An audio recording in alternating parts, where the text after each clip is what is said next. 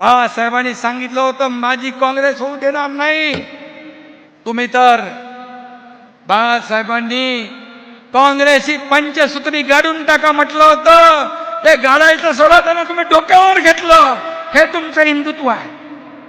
हे तुमचं हिंदुत्व. जेव्हा मुख्यमंत्रीची खुर्ची तुम्हाला पाहिजे होती तेव्हा बाळासाहेबांचे विचार तुम्ही सोडले.